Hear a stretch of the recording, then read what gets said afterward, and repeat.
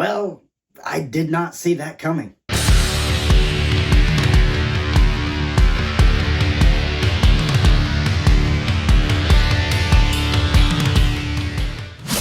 Welcome back to WWH. My name is Andrew Dreamer, and we've got some massive news today.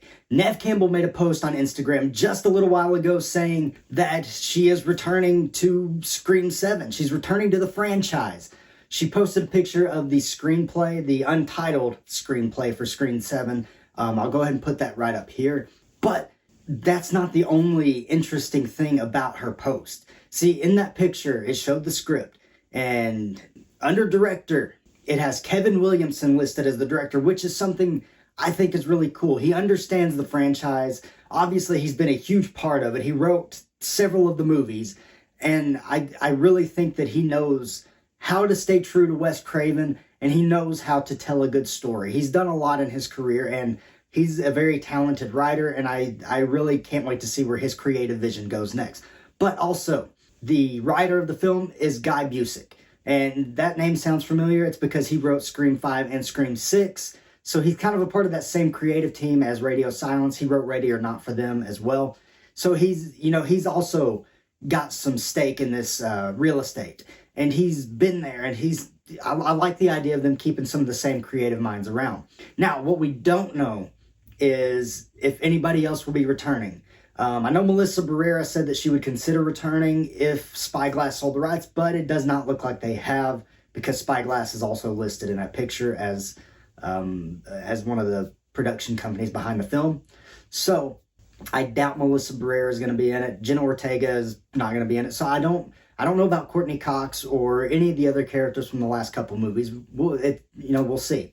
I'm not really sure what direction they're going to take this story in, and that's one of the reasons that I wanted to make this video. I'm personally really excited about this. I am not a fan of everything that went down with Melissa Barrera. I don't think she deserved to be fired.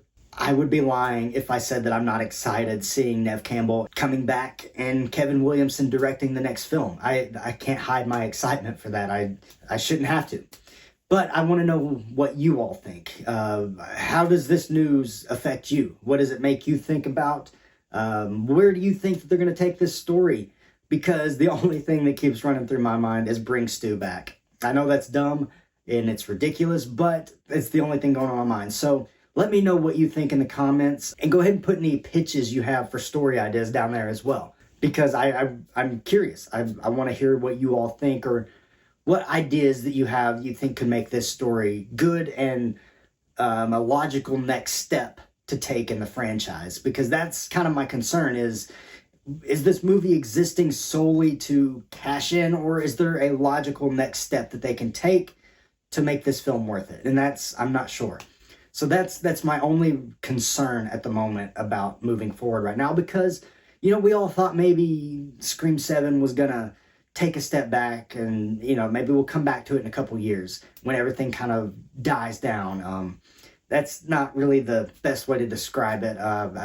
My mind's blanking, and I can't really think of another way to describe it, because obviously the situation with Melissa Barrera was very unfortunate. I was sorry to see her go. She should not have been fired.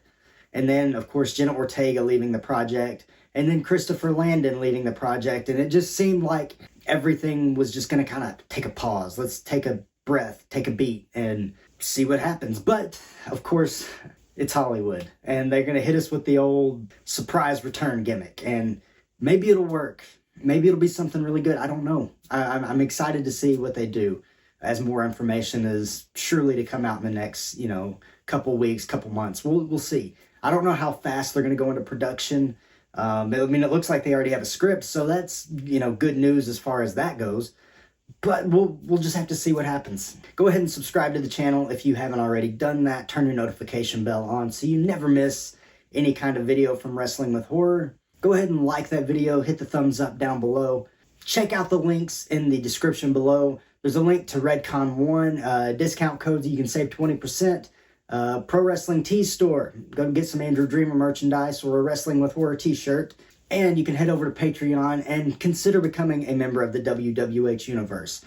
There's a lot of really cool things happening over there. I'm trying to rework some of it to make it more appealing and easy to work through. I'll let you all know when that happens. As always, thank you for checking out this video. And like I said, let me know down in the comments exactly what you think is going to happen with this, or where you think that they could go with the story. Like the video, share the video, and subscribe to the channel. We have a lot more coming your way very soon. But until then, my name is Andrew Dreamer, and this is Wrestling with Horror.